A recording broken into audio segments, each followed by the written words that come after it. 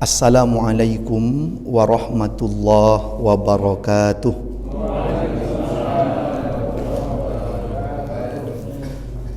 Alhamdulillah wassalatu wassalamu ala Rasulillah Nabiyyina Muhammad ibn Abdillah wa ala alihi wa sahbihi wa mawalah. La hawla wa la quwwata illa billah. Ashhadu an la ilaha illallah wa ashhadu anna Muhammadar Rasulullah. Qala Allah Ta'ala a'udzu billahi minasyaitonir rajim. Bismillahirrahmanirrahim. Ya ayyuhalladzina amanu kutiba alaikumus shiyam kama kutiba alal ladzina min qablikum la'allakum tattaqun. Wa qala an-nabiy sallallahu alaihi wasallam man shoma ramadhana imanan wa ihtisaban ghufira lahu ma taqaddama min dhanbihi. Atau kama qala an-nabiy sallallahu alaihi wasallam, amma ba'd. Hadirin hadirat Bapak Ibu jamaah salat subuh rahimakumullah. Alhamdulillah, segala puji kita panjatkan kehadirat Allah Subhanahu wa ta'ala. Salawat serta salam semoga senantiasa terlimpah curahkan kepada Nabi Muhammad sallallahu alaihi wasallam.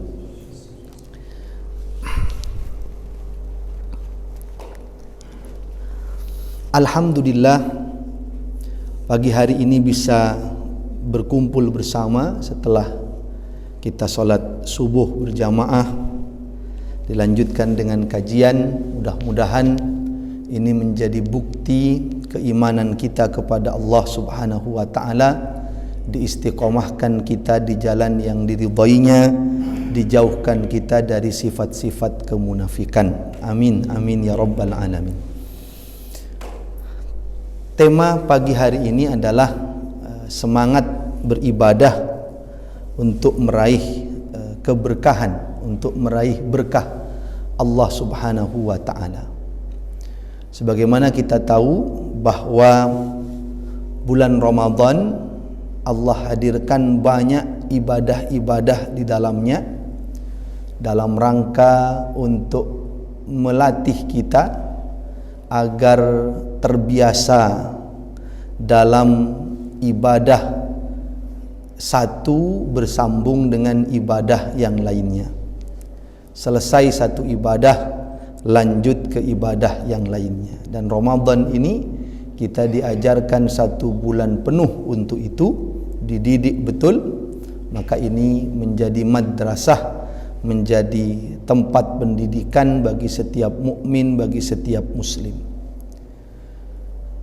Saya ingin mulai dulu karena ini tepat di masjid yang kita bersama di Persyarikatan Muhammadiyah untuk membahas sedikit tentang mengawali ibadah puasa kita di Ramadan tahun ini yang ada perbedaan. Ada yang lebih awal, yaitu hari Sabtu tanggal 2 April, ada yang melaksanakan hari Ahadnya dimulai tanggal 3 April. Agar kita memiliki pemahaman tentang perbedaan pendapat ini untuk saling menghargai satu dengan yang lain, dan insyaallah semakin memahami tentang apa yang menjadi pilihan ya, yang diijtihadkan oleh persyarikatan kita dalam rangka mengawali Ramadan khususnya di tahun ini. Sebagaimana yang kita tahu Bapak Ibu sekalian rahimakumullah, bahwa ada dua metode besar dalam mengawali bulan Ramadan atau bulan-bulan dalam tahun Qamariyah kita, dalam tahun Hijriyah kita.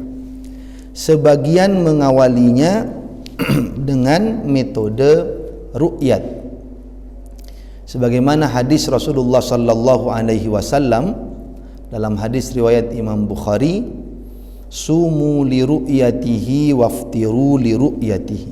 Berpuasalah kalian kalau melihat hilal, berhari rayalah kalian kalau melihat hilal. Maka ini hadisnya sudah sangat jelas bahwa mengawali Ramadan beridul fitri itu dengan melihat hilal. Nah, ini pendapat yang pertama. Dan inilah yang dijadikan dasar diantaranya oleh pemerintah kita, ya, oleh ormas-ormas yang ada juga seperti Nahdlatul Ulama dan yang lainnya. Lalu apa yang menjadi pegangan bagi Muhammadiyah misalkan dalam menentukan awal Ramadan atau awal Syawal? Muhammadiyah berpedoman dengan hisab murni atau disebut dengan hisab wujudul hilal, yaitu yang penting hilal sudah ada di atas ufuk berapapun ketinggian derajatnya. Jadi kalau pendapat pertama tadi harus bisa dilihat atau memungkinkan untuk dilihat, namanya imkanur ru'yah. Kalau yang diambil oleh Muhammadiyah adalah yang penting hilal ada di atas ufuk, baik terlihat atau tidak terlihat. Yang penting sudah wujud, sudah ada di atas ufuk.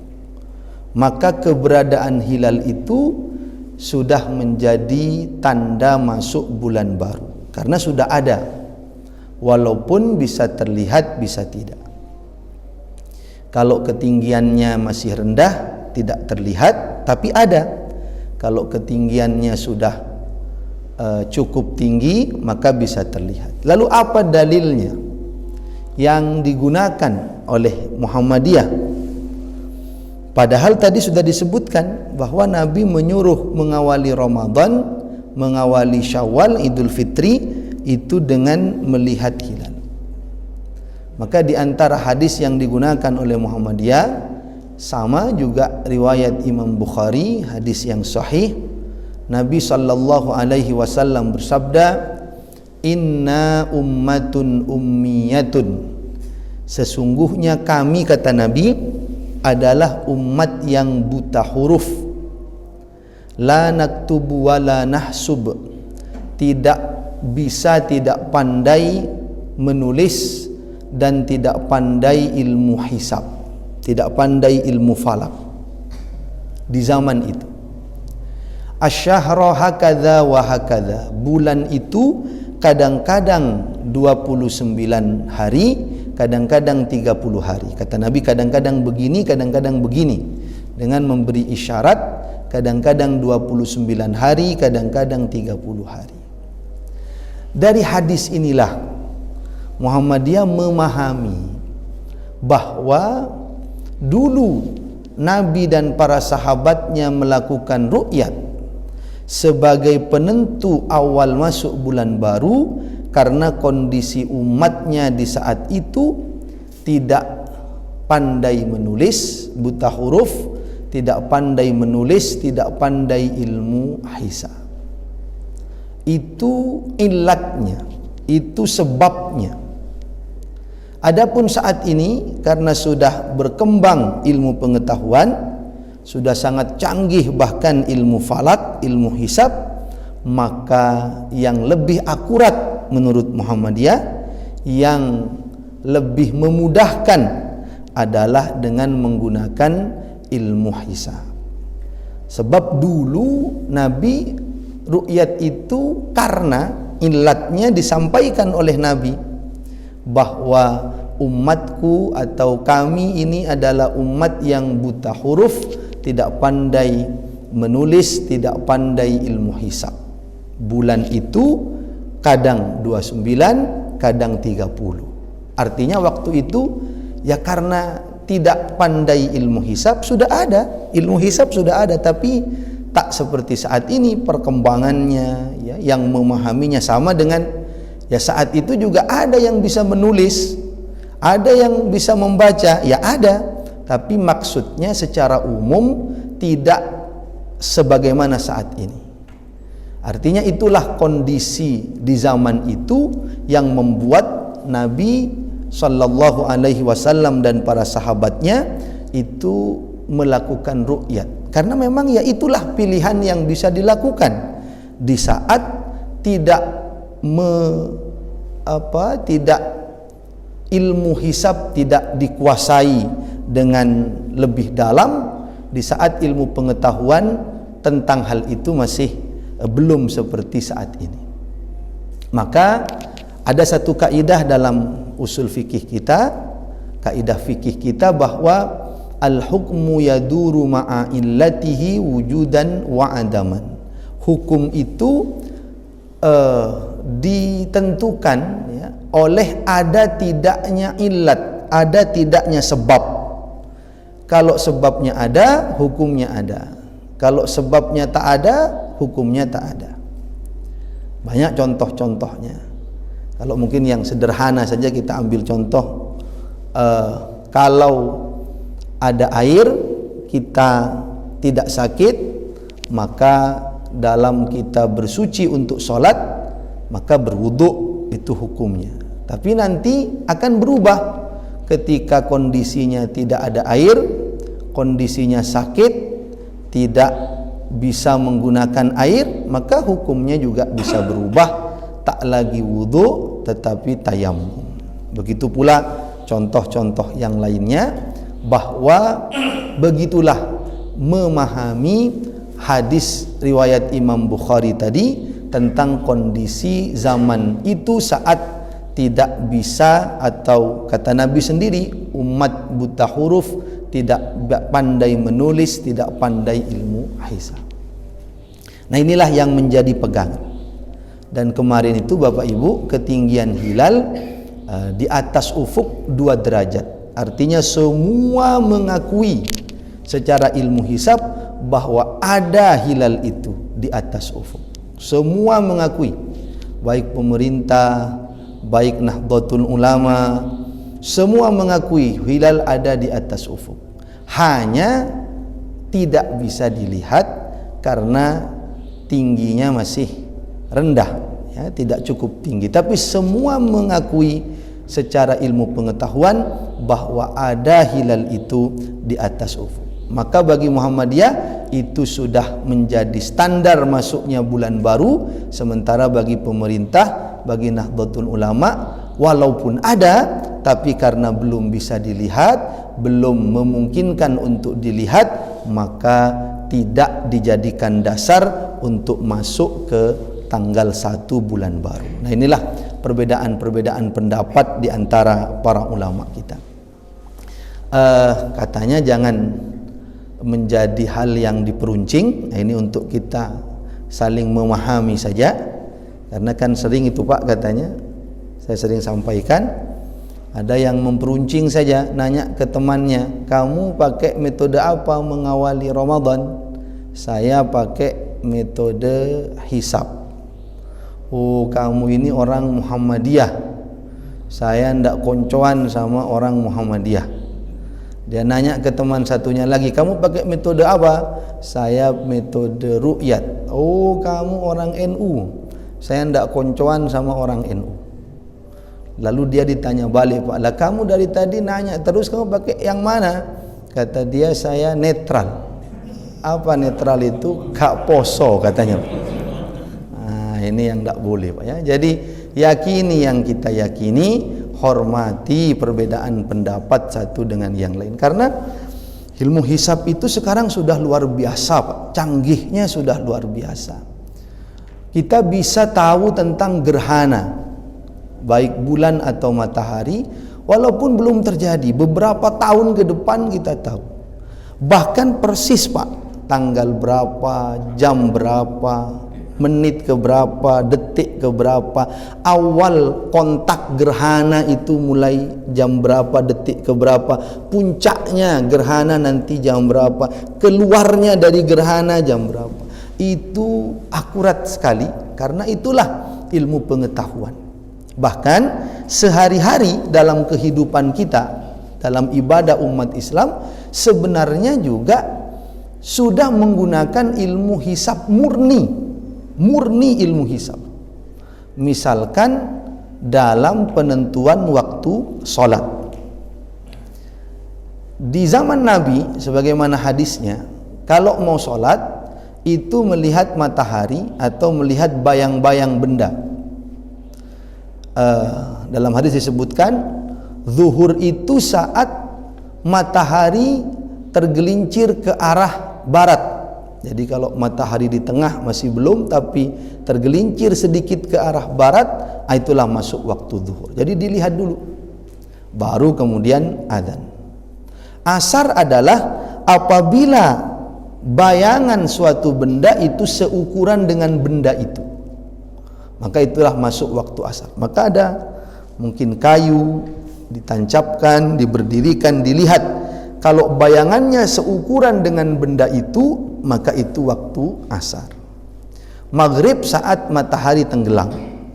Isya saat sinar matahari yang sudah tenggelam itu. Jadi mataharinya sudah tenggelam, tapi sinarnya masih ada. Saat sinarnya itu sudah hilang, sudah gelap, itulah waktu isya. Adapun waktu subuh saat ada fajar shadiq, saat ada kilatan cahaya putih di tengah gelapnya malam yang semakin terang semakin terang. Itulah waktu subuh. Dan jadi waktu mau azan yaitu yang dilihat, baru kemudian azan. Tapi hari ini Bapak Ibu sekalian rahimakumullah, kita tak lagi melihat matahari atau bayang-bayang benda. Kita cukup melihat jadwal waktu salat. Maghrib 17.35, azanlah kita tanpa harus melihat tenggelamnya matahari. Zuhur jam berapa tanpa harus melihat matahari di atas. Asar tanpa harus melihat bayang-bayang benda. Kita pun azan dengan yakinnya, dengan mantapnya, hanya berbekal jadwal waktu sholat. Itulah produk ilmu hisab, ilmu pengetahuan yang sudah sangat canggih, memudahkan kita dalam beribadah kepada Allah Subhanahu wa taala. Maka nanti kan Pak, kadang-kadang cukup dilihat jadwal waktu sholat 17.35, azanlah, buka puasalah. Tidak ada yang azan pun kita sudah mantap karena sudah tahu jadwalnya masing-masing. Bahkan jadwal waktu sholat maghrib itu yang paling diingat-ingat kalau Ramadan. Sejak sahur sudah ingat jadwalnya itu kapan.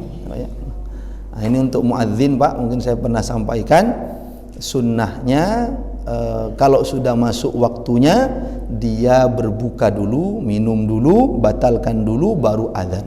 Kalau sudah dipastikan masuk waktunya. Sebab dalam hadis disebutkan la yazalun nas bi khair ma ajjalul fitr. Manusia itu tidak akan lepas dari kebaikan kalau dia menyegerakan dalam berbuka. Jadi kalau muadzin lihat sudah masuk waktunya, minum dulu, batalkan dulu, baru dia azan agar mendapatkan pahala kebaikan ini. Selain sunnahnya, agar katanya tidak pingsan saat azannya itu. Jadi dia sudah terbasahi dulu. Cuman ini Pak, ini mohon maaf, cukup muadzin itu ya maksimal 1 gelas lah, lalu azan. Jangan diteruskan es campur dulu Pak, sama katanya nasi padang itu. Jadi ada jamaah yang nunggu kok enggak azan-azan ini. Ternyata dilihat di ruang muadzin, es campur sama nasi padang belum selesai. Maka cukup 1 teguk 2 teguk azan dia. Jadi inilah yang digunakan oleh Muhammadiyah. Mari Pak kita, karena ini mumpung kesempatan Pak, saya di masjid kita ya, agar kita memahami, karena banyak yang kirim WA saya ya, kemudian bingung, kemudian menyampaikan ada beberapa yang masih menjadi kebingungannya. Sekarang itu Pak, ada lagi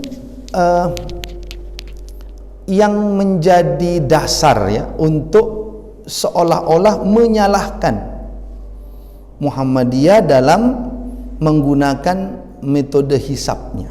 Padahal dua-duanya ini sama-sama memiliki dalil yang kuat, dan itulah menjadi ijtihad para ulama kita yang harus saling menghargai. Karena ada kaidah bahwa tidak boleh saling mengingkari dalam masalah ijtihad. Ada lagi yang disampaikan, misalkan ada yang menyampaikan, tapi katanya ada hadis yang mengatakan bahwa fa in humma alaikum, kalau hilal itu tertutup olehmu karena mendung, maka fa'akmilu iddata Sya'ban salasina yauman atau kama qala Nabi sallallahu alaihi wasallam, maka sempurnakanlah bilangan bulan Sya'ban itu 30 hari. Berarti ini yang berpendapat ini Pak, sebenarnya pendapat itu mau dipakai sendiri tak masalah kalau saling menghormati, tapi kadang ini dijadikan sarana, dijadikan cara untuk seolah-olah menafikan ijtihad yang sudah diambil oleh Muhammadiyah dengan mengatakan begini. Jadi Nabi menyampaikan kalau hilal itu tertutup olehmu, tak nampak olehmu karena mendung, maka sempurnakan jumlah Sya'ban 30 hari. Berarti kata pendapat ini bukan soal ada tidaknya hilal. Sebab saat mendung itu bisa jadi hilal ada. Tapi kata Nabi, kalaupun ada, ini bahasa bebasnya, kalaupun ada tapi tertutup mendung, tak bisa engkau lihat walaupun ada, maka yang harus dilakukan adalah menyempurnakan bilangan Sya'ban 30 hari. Sehingga bukan ada tidaknya hilal, karena ada pun tapi tertutup, tidak bisa nampak, maka yang dilakukan adalah menyempurnakan hilal 30 menyempurnakan Sya'ban 30 hari. Nah, di sini mulailah Pak. Itu gimana Ustadz? Mulailah ragu-ragu ini ya. Jadi sekali lagi lingkupnya ini ijtihad Pak ya. Jadi harus saling menghargai. Tapi mari kita jelaskan bagaimana memahami hadis itu. Muhammadiyah pun faham hadis itu, kita pun mengkaji hadis itu. Hadis itu sahih ya. Tapi tidak hanya hadis itu yang harus dijadikan pegangan. Bagi Muhammadiyah ada hadis lain. Hadis riwayat Imam Bukhari juga, hadis yang sahih, yang senada dengan itu tapi beda ujungnya. Apa kata Nabi? Fa in humma alaikum, kalau hilal itu tertutup olehmu, sama dengan tadi Pak. Kalau hilal itu tertutup olehmu, di hadis ini faqdurulah, maka perkirakanlah hilal itu. Jadi dalam hadis kedua ini, kalau tertutup olehmu hilal itu, tidak nampak karena mendung, walaupun mungkin ada, bahasa kita, walaupun mungkin ada tapi tertutup olehmu, di hadis yang kedua ini mengatakan perkirakanlah. Apakah ada atau tidak, perkirakan saja. Faqdurulah, perkirakanlah. Itu yang difahami oleh Muhammadiyah. Sehingga bagaimana memahami dua hadis ini? Oh begini, ketika hilal itu tidak terlihat, walaupun mungkin ada, maka ada dua pilihan yang dilakukan. Pertama, sempurnakan Sya'ban 30 hari untuk yang tidak bisa ilmu hisab. Itu pemahamannya. Karena lagi-lagi di zaman Nabi, umatnya tidak pandai ilmu hisab. Untuk yang tak bisa, tak pandai ilmu hisab, tertutup hilal, apa yang harus dilakukan? Tak bisa lagi, maka sempurnakanlah Sya'ban 30 hari. Itulah yang bisa dilakukan. Memang tak bisa dilihat dan tak bisa memperkirakan dengan ilmu hisab. Sementara bagi yang bisa memperkirakan, maka pakai hadis yang kedua ini, yaitu kata Nabi, kalau tertutup olehmu maka perkirakanlah, faqdurulah, maka perkirakanlah.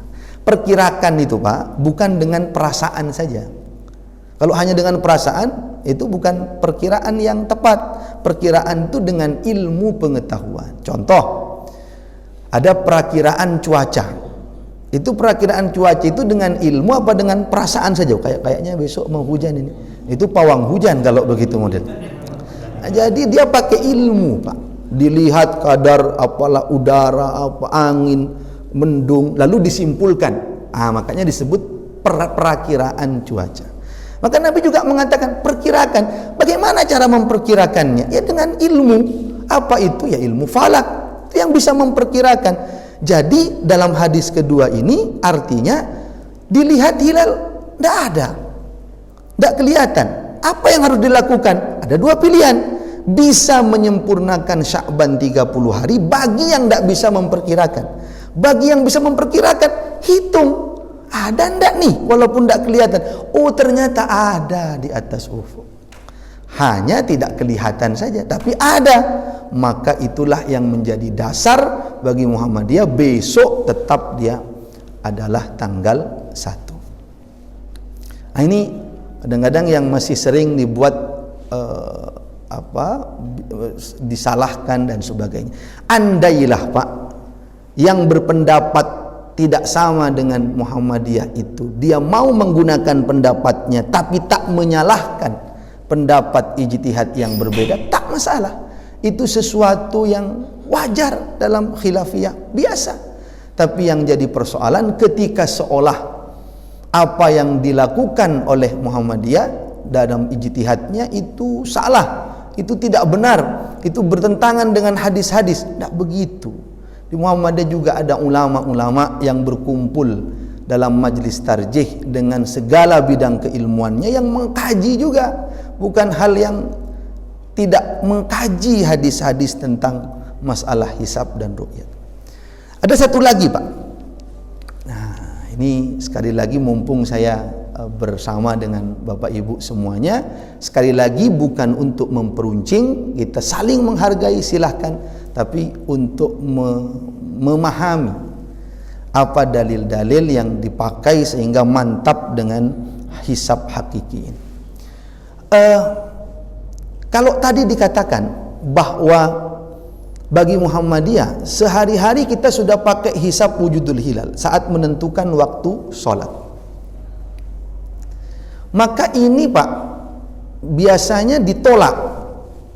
Argumen ini ditolak oleh yang tidak setuju kepada hisab murni wujudul hilal, yang cenderung ingin menyalahkan.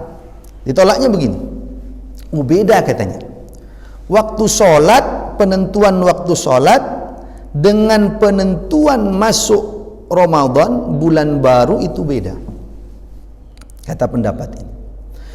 Kalau penentuan waktu sholat itu tidak disuruh secara khusus oleh Nabi untuk melihat matahari atau untuk melihat bayang-bayang.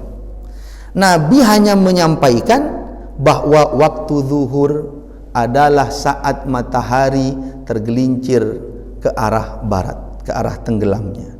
Waktu asar adalah ketika bayang-bayang benda seukuran bendanya. Tapi tidak disuruh melihat.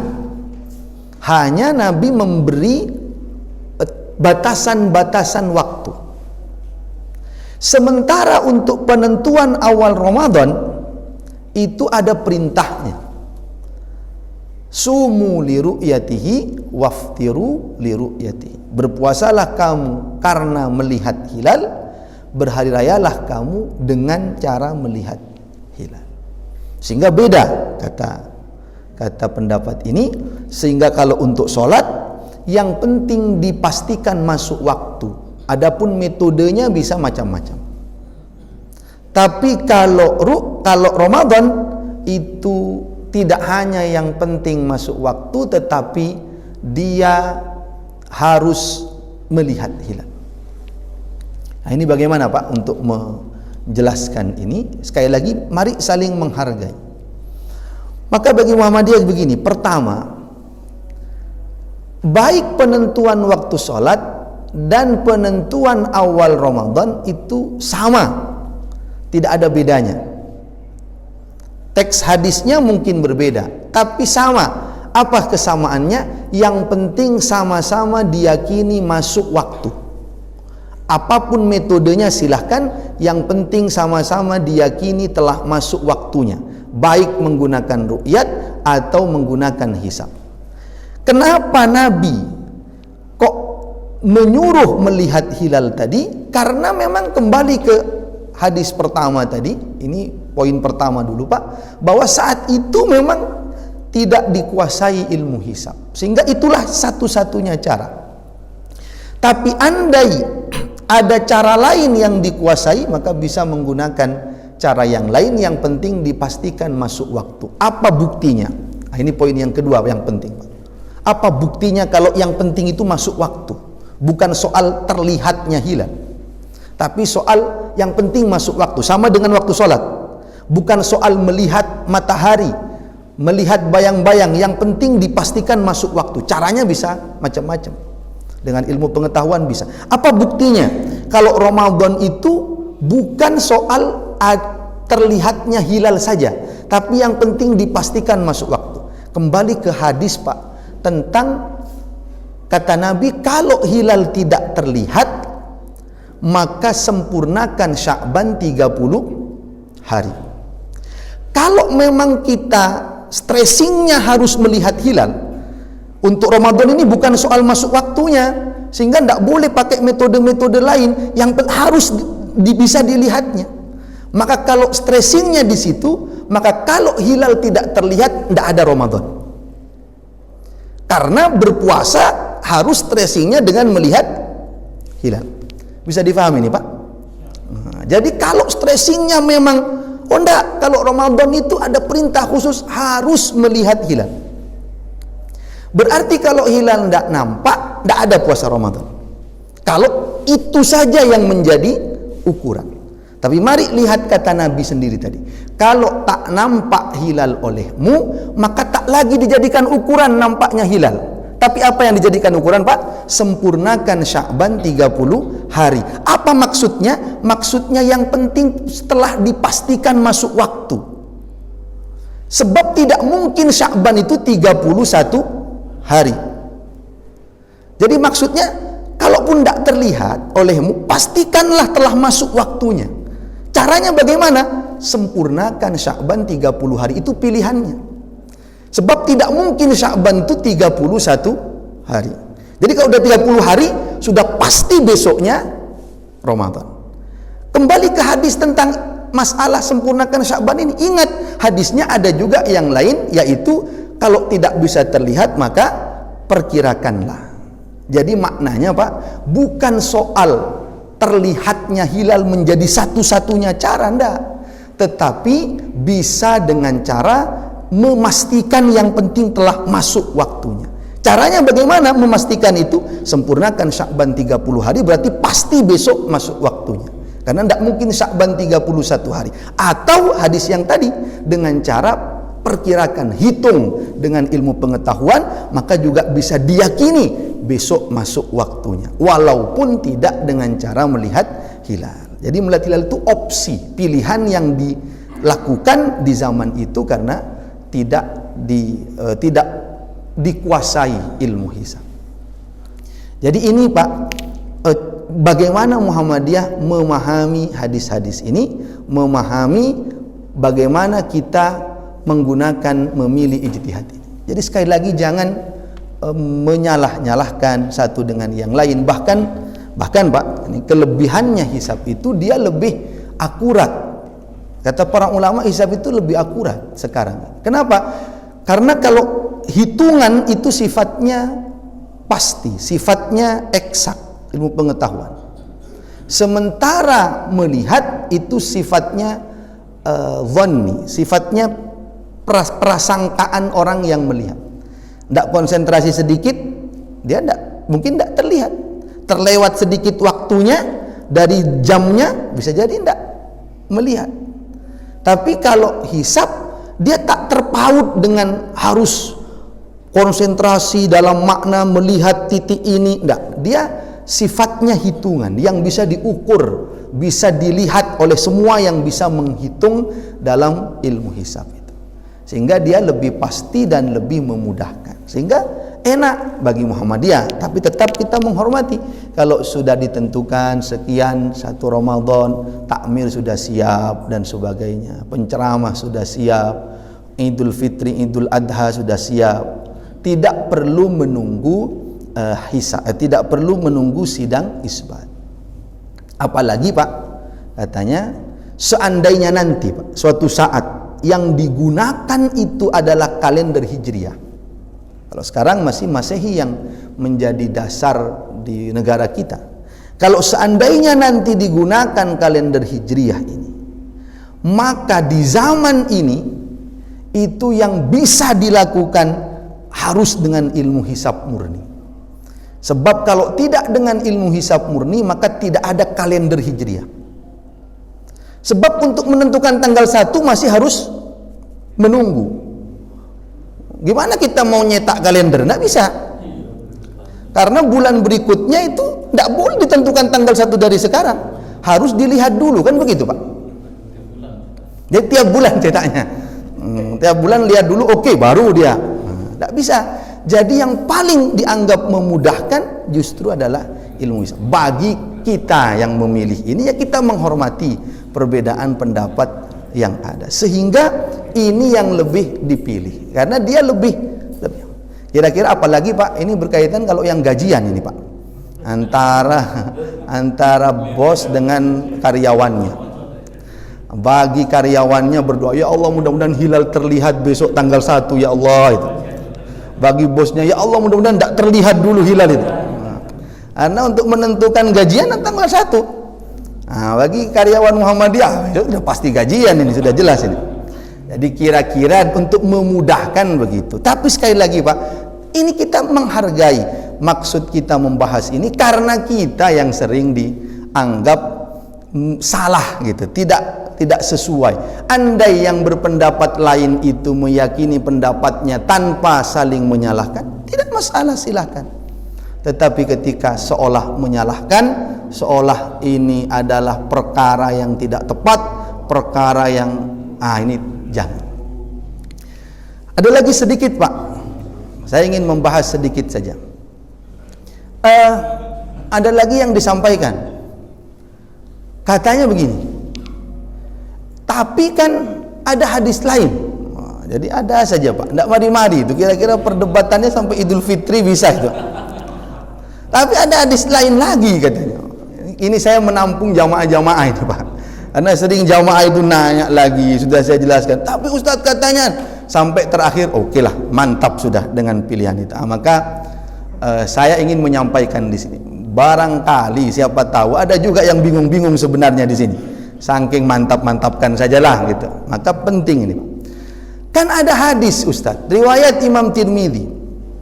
Nabi bersabda begini, as-sawmu yawma tasumun wal fitru yawma, kata Nabi begini, puasa itu adalah hari di mana kalian semua berpuasa. Idul Fitri itu adalah hari di mana kalian semua beridul fitri. Wal adha yawma tudhahun, Idul Adha itu adalah hari di mana kalian semua beridul adha.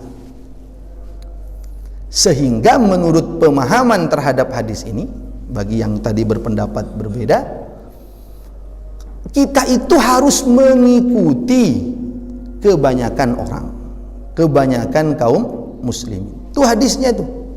Berhari rayalah di saat orang-orang semua berhari raya. Berpuasalah di saat orang-orang semua berpuasa. Beridul adha lah di saat semua orang-orang beridul adha.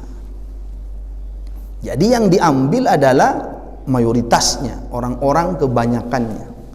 Kita ini mengikuti kebanyakan, mengikuti jamaah kaum muslimin. Maka dalam memahami hadis itu, Imam Tirmidzi mengatakan wa fassara ba'du ahlil ilm, dan sebagian ulama menafsirkan.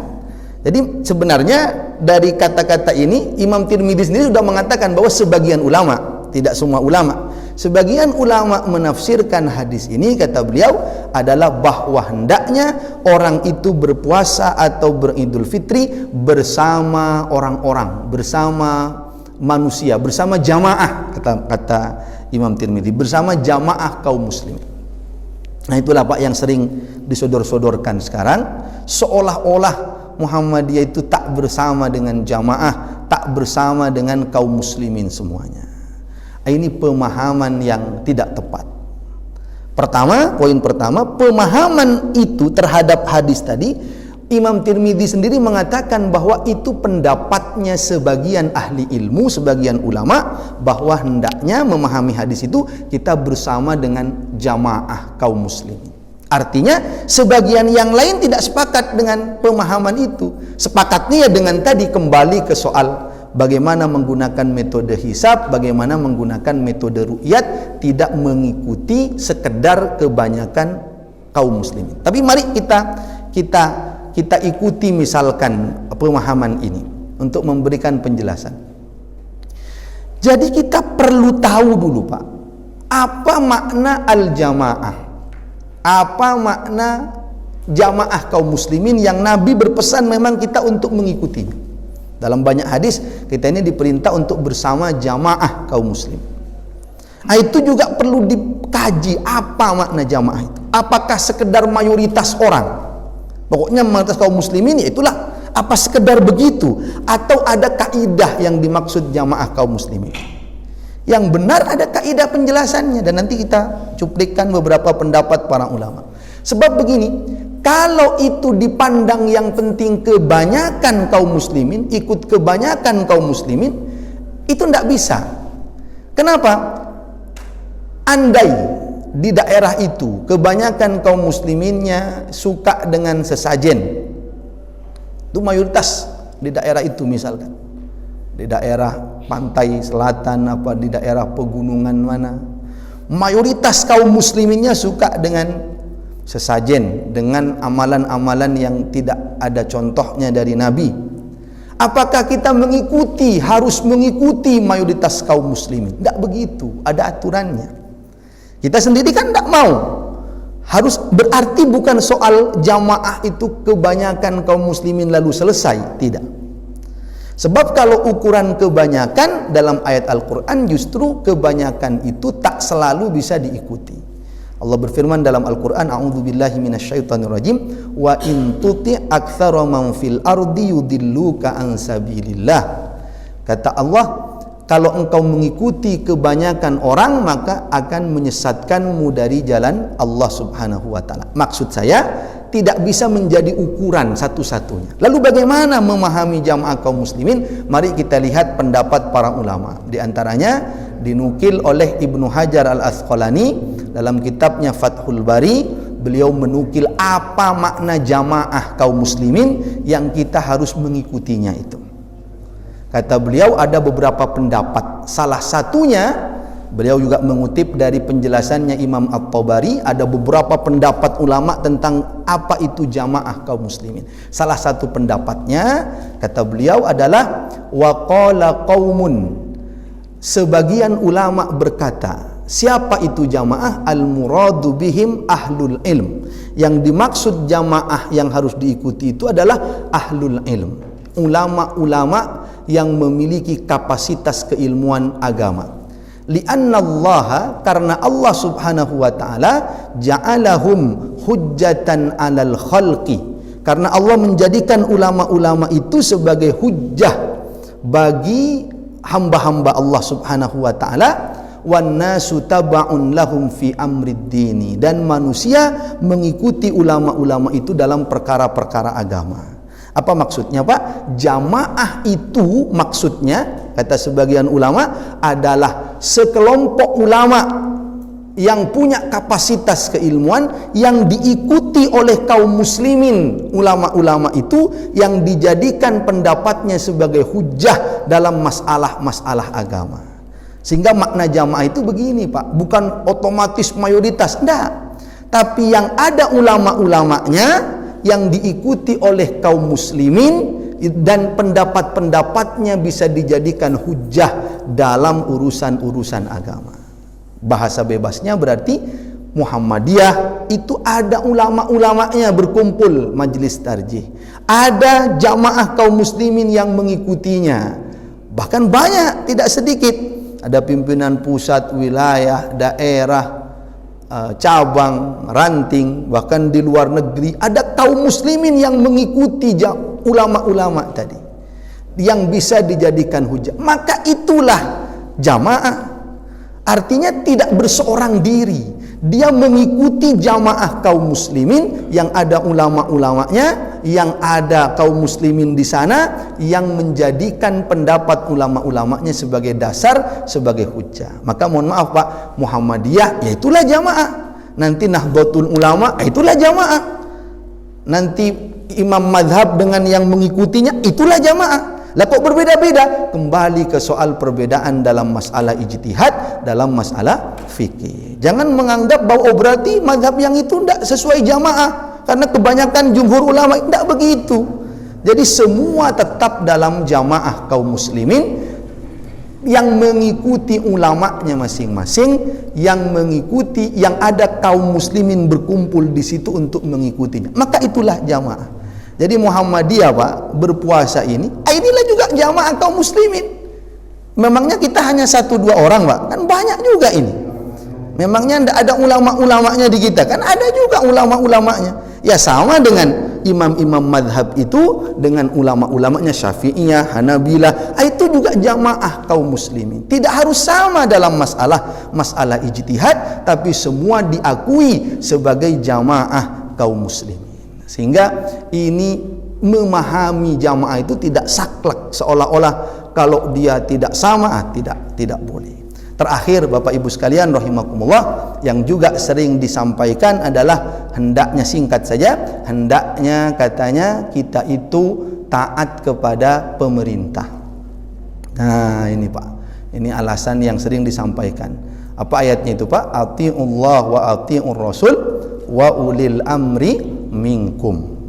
Maka penjelasannya begini Pak, ulil amri itu Pak, dalam tafsirnya para ulama beda pendapat apa itu ulil amri yang dimaksud di situ. Memang pemahaman umumnya itu adalah penguasa, itu adalah pemerintah. Tapi tak semua ulama hanya memahami ulil amri itu sebagai penguasa atau pemerintah. Tapi ada juga yang memahami ulil amri itu justru ulil amri itu adalah ahlul ilm, adalah ulama-ulamanya kaum muslimin. Itu juga disebut ulil amri. Siapa yang menafsirkan begini ini? Ibnu Abbas itu menafsirkan ulil amri itu bisa difahami sebagai ulama-ulama. Ibnu Abbas. Siapa lagi yang memahami ini? Hasan al-Basri. Siapa lagi yang memahami ini? Mujahid dan ulama-ulama yang dari mana? Lihat tafsir Ibnu Katsir tentang ayat itu. Apa makna ulil amri dalam ayat itu menurut para ulama? Memang ada yang memahaminya pemerintah, penguasa, tapi ada juga ulama-ulama yang memahaminya maksud ulil amri di situ adalah ulama-ulama ahli ilmu. Jadi taatilah Allah, taatilah Rasulnya, taatilah ulama-ulama ahli ilmu yang beliau-beliau ini dalam berfatwa, dalam berijtihad menyandarkan kepada Al-Quran dan Sunnah Rasulullah Sallallahu Alaihi Wasallam. Jadi jangan seolah-olah hanya pemerintah. Dan saya tutup Pak, katakanlah itu adalah pemerintah, karena memang pemahamannya juga ada yang memahami itu pemerintah. Tapi juga harus difahami bahwa dengan tidak mengikuti pemerintah itu bukan tidak taat kepada pemerintah. Ini soal masalah ijtihad. Contoh begini Pak, kita ini Pak dengan pemerintah itu sudah bersinergi dalam banyak hal dalam hidup ini, dalam bernegara berbangsa. Contoh Pak, kalau pendidikan ya Pak ya, pendidikan itu dalam undang-undangnya pemerintah yang berkewajiban. Tapi berapa sekolah-sekolah Muhammadiyah yang ikut membantu peran pemerintah mencerdaskan anak bangsa. Di tempat pelosok yang tidak ada sekolah negeri, ada sekolah Muhammadiyah. Di tempat Papua di pelosok mana yang tidak ada kampus negeri, ada universitas milik Muhammadiyah. Apa maksud saya? Maksud saya yang seperti itu sudah kita bersinergi. Kita dengan pemerintah itu sudah luar biasa kerjasamanya. Saat pandemi Pak, berapa rumah sakit Muhammadiyah yang ikut ambil bagian. Masa yang ikut membantu pemerintah, yang ikut mencerdaskan anak bangsa, membantu pemerintah, itu kok tidak taat pada pemerintah? Itu dari mana itu? Itu kan pemahaman yang berlebihan. Kecuali Muhammadiyah tidak mau sama sekali, pemerintah anti. Nah, ini dalam pendidikan kita, ayo bareng-bareng cerdaskan kehidupan bangsa, bantu negara. Ayo dalam masalah rumah sakit, kapasitas rumah sakit pemerintah tak banyak, kita siap membantu. Maaf, bahkan ada beberapa yang belum terbayarkan, Muhammadiyah siap membantu. Sosial Pak, anak-anak terlantar, orang-orang yang miskin, fakir miskin itu ditanggung pemerintah. Pemerintah tidak bisa mencukupi, Muhammadiyah siap hadir. Ada panti asuhan Muhammadiyah yang membantu pemerintah. Masa yang seperti ini dianggap tidak taat kepada pemerintah? Adapun pada poin ini berbeda, itulah soal ijtihad yang harus saling menghargai satu dengan yang lainnya. Karena pemerintah sendiri mempersilahkan keyakinan yang berbeda. Ada undang-undangnya itu Pak, pasal 29 ayat 1 ayat 2 disampaikan bahwa pemerintah negara menjamin tiap-tiap penduduk dengan agama dan keyakinannya masing-masing. Jadi negara pun mempersilahkan. Karena itu Wakil Menteri Agama menyampaikan sebelum Ramadan kemarin, memang ada potensi berbeda. Bapak browsing saja bagaimana komentarnya Menteri Agama. Kita ini ada potensi berbeda, mari saling menghargai. Jadi tidak ada istilah tidak taat pada pemerintah. Wakil Menteri Agamanya sendiri menyampaikan tidak masalah, itu perbedaan yang dihargai, dan Muhammadiyah siap bersinergi dalam hal-hal yang lainnya. Hanya pada poin ini soal masalah ijtihad yang dipilih oleh Muhammadiyah. Loh Ustadz, tadi kan Wakil Menteri Agama, bagaimana kata Menteri Agamanya?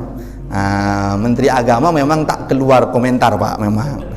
Tapi saya bisa ambil satu kesimpulan dari Menteri Agama, walaupun tidak keluar komentar khususnya, tapi saya bisa ambil kesimpulan. Ini memberanikan diri menyimpulkan ini Pak ya. Apa kesimpulannya? Dulu Pak, entah beberapa bulan atau tahun barangkali, saat kita dikejutkan dengan apa yang disampaikan Menteri Agama ketika mengucapkan selamat kepada, maaf, agama Bahai. Mungkin ada yang pernah nonton itu Pak, selamat apa hari rayanya atau apa kepada agama Bahai itu. Lalu disorot oleh banyak orang, itu kan Bahai itu agama yang tidak resmi, tidak diakui oleh pemerintah. Lalu dijelaskan oleh Kementerian Agama, karena Menteri Agama yang menyampaikan bahwa walaupun tak resmi, walaupun tak diakui secara resmi istilahnya, tapi setiap keyakinan itu dijaga oleh pemerintah. Kalau Bahai saja keyakinannya dijaga, apalagi Muhammadiyah? Kan lebih layak untuk dijaga ini kita ini keyakinannya. Artinya maksud saya, mari saling menghargai, saling menghormati satu dengan yang lainnya. Perkara mau berbeda silahkan, tak masalah, kita saling menghargai. Tapi ini ijtihad yang dipilih Muhammadiyah, hendaknya juga saling menghargai satu dengan yang lainnya. Ini perlu saya kuatkan Pak, agar kita memiliki dasar-dasar pemahaman kenapa memilih ijtihad ini yang memudahkan dalam rangka beribadah kita kepada Allah Subhanahu wa taala. Mudah-mudahan kita bisa mengoptimalkan ibadah Ramadan ini dengan sebaik-baiknya. Terus laksanakan apa yang diajarkan Allah dan Rasulnya, tarawihnya, puasanya, baca Quran, tadarusnya dan seterusnya. Insyaallah kita mendapat keberkahan bulan Ramadan, keluar dari Ramadan menjadi hamba yang lebih bertakwa kepada Allah Subhanahu wa taala. Saya kira itu dari saya Pak, karena sudah jam sekian. Kalau ada pertanyaan saya persilahkan, kalau cukup kita akhiri. Cuman saya mewakili takmir, mohon maaf pagi hari ini tidak bisa menyediakan makanan dulu dan minuman. Baik, Kalau ada pertanyaan 1-2 saya persilakan, kalau cukup kita akhiri.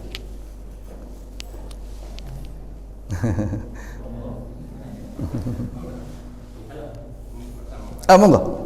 Gini Ustaz, tadi ada penyempurnaan bulan 3 tidak bisa tidak Ya. disempurnakan 30. Ya. Apakah mulai bulan 1 sampai 12 itu ada yang berturut-turut 30 atau 29 30 29 30 atau 30 30 atau 29 29 berurutan? Ya. Ada yang bulan itu. Ya. Yang kedua mengenai tentang ro'yah dan hisab. Ya. Kalau hisab jelas. Ya. Sudah 0 derajat berapa sudah masuk waktu. Tapi kalau sistem ro'yah itu rupiah itu disyaratkan 3 derajat Ya. sekian. Apakah ini ada yang mensyaratkan sekian derajat itu ada hadisnya? Ya. Terima kasih. Baik.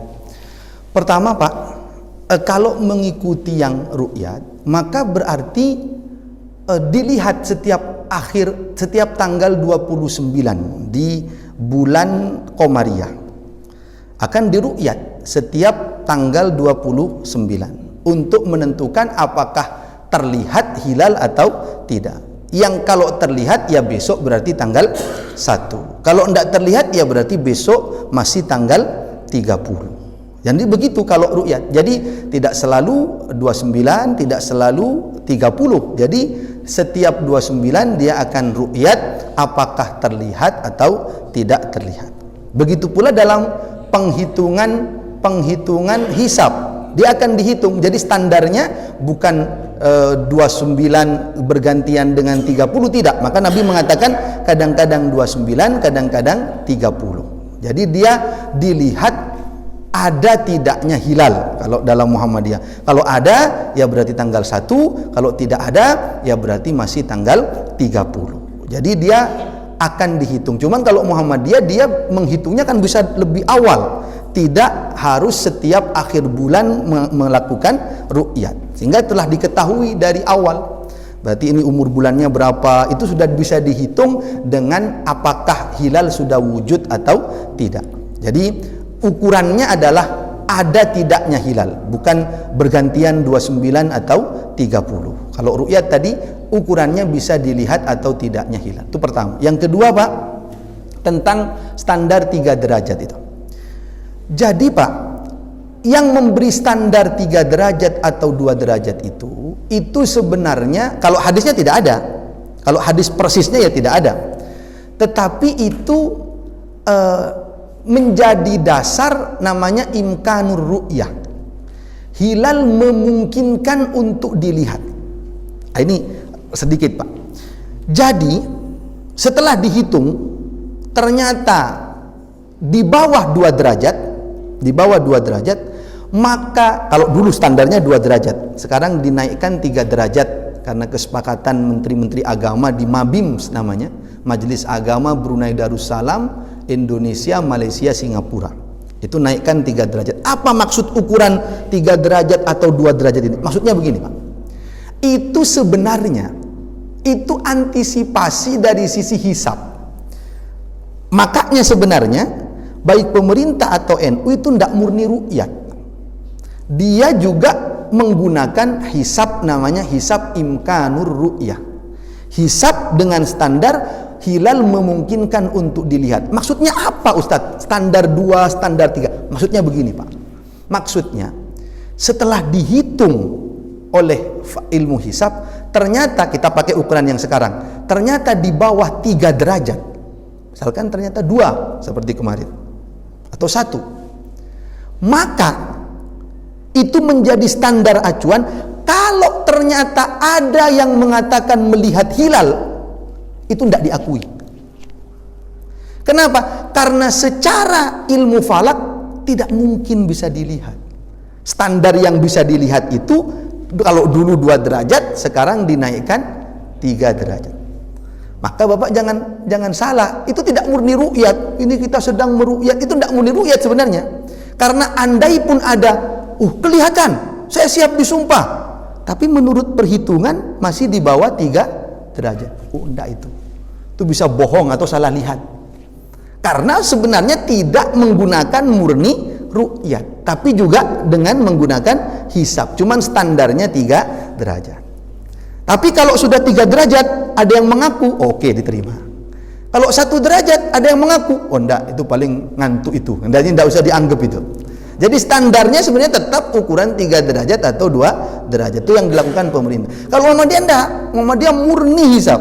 Yang penting ada besok tanggal 1. Jadi sebenarnya kalau mau, kita ini dari sisi Muhammadiyah Pak ya, kalau kita mau menyampaikan, sebenarnya yang menggunakan ukuran 3 derajat itu mau dikatakan hisab, ya enggak hisab murni, karena tetap standarnya harus melihat, harus bisa dilihat. Tapi mau dikatakan ru'yat, ya juga tidak ru'yat murni, karena andai orang bersaksi melihat sementara hitungannya masih 3 derajat, maka itu tidak akan diakui.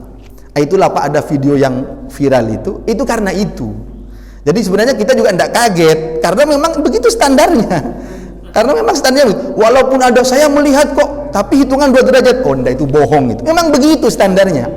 Jadi standarnya itu memang harus 3 derajat atau harus 2 derajat. Nah, itu standarnya yang digunakan, dan itu ya silahkan, itu perbedaan pendapat di antara para ulama. Cuman saya ingin menjelaskan apa maksud standar 3 derajat atau standar 2 derajat. Artinya siapapun yang bersaksi melihat, kalau menurut hitungan masih di bawah 3 derajat, maka kesaksiannya ditolak. Karena ukurannya harus 3 derajat. Kalau sudah 3 derajat ke atas ada yang melihat, baru diterima. Jadi sebenarnya tetap ukurannya 3 derajat itu, gitu. Jadi dia tidak hisab juga sebenarnya ukurannya, cuman tadi 3 derajat tadi. Saya kira begitu Pak. Wallahu a'lam bishawab. Silakan. Indonesia ini kan terbagi dengan juga waktu. Ada waktu Indonesia Timur, ada waktu Indonesia Tengah, ada waktu Indonesia Barat. Standar untuk melihat ru'yat itu posisinya apakah di barat, apakah di tengah, apakah di timur. Karena perbedaan waktu itu juga perbedaan waktu sholat.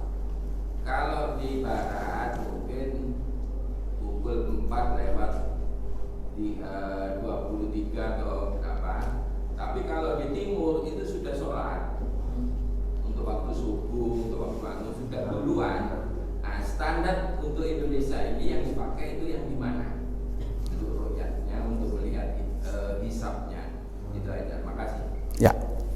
Kalau yang saya fahami Pak, mungkin untuk persisnya kita perlu ngecek untuk pastinya bagaimana, karena itu masuk pada teknisnya Pak ya. Tapi kalau yang saya fahami adalah semuanya menjadi ukuran, dan kalau sudah dianggap nampak pada satu bagian, maka itu akan menjadi dasar pada bagian waktu yang lainnya. Yang penting sudah nampak di salah satunya, itu menjadi ukuran bagi zona waktu yang lainnya. Begitu pula untuk ilmu hisab, yang penting sudah wujud di beberapa bagian, itu maka sudah dianggap masuk waktunya. Tapi mungkin secara teknis kita perlu mengkaji lebih jauh, karena itu sudah masuk pada teknisnya. Tapi prinsipnya tadi, bahkan kalau kita kembali ke masalah ru'yat, kalau tadi bicara zona waktu di Indonesia, ini yang saya maksud.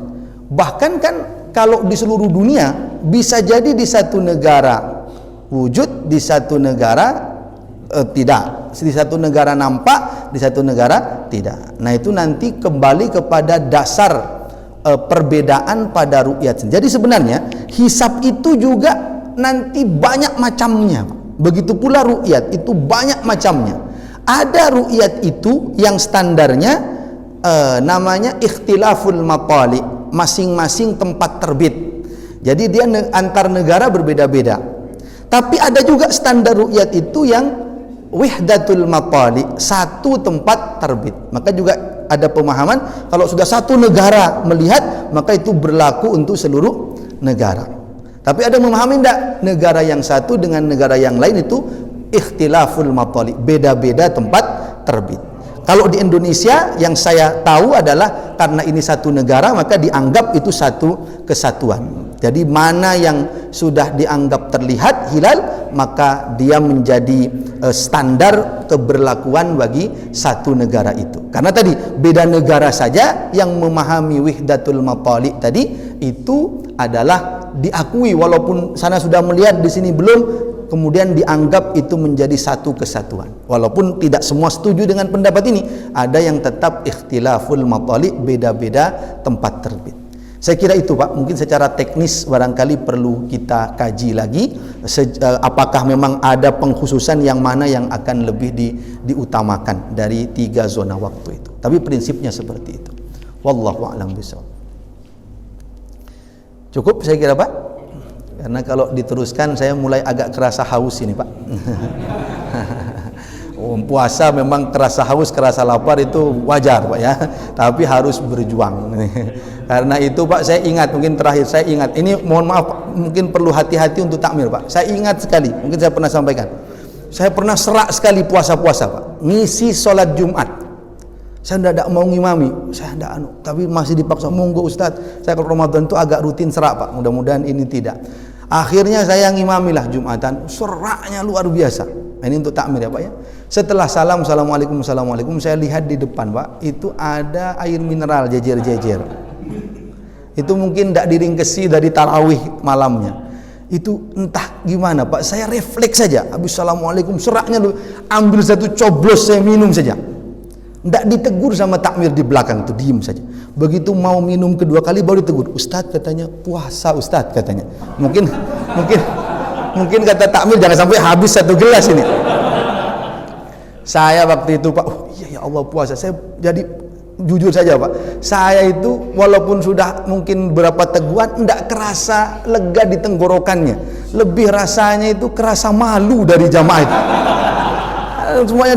Sebab tadi saya khutbah itu Pak, jujur itu waktu khutbah itu, mari kita tahan lapar, tahan haus, apapun yang terjadi. Ya, setelah salam kok minum ternyata. Saya ingat sekali itu. Mudah-mudahan insya Allah kalau bisa ini jangan disediakan kalau Jumat itu Pak. Takut refleks imamnya.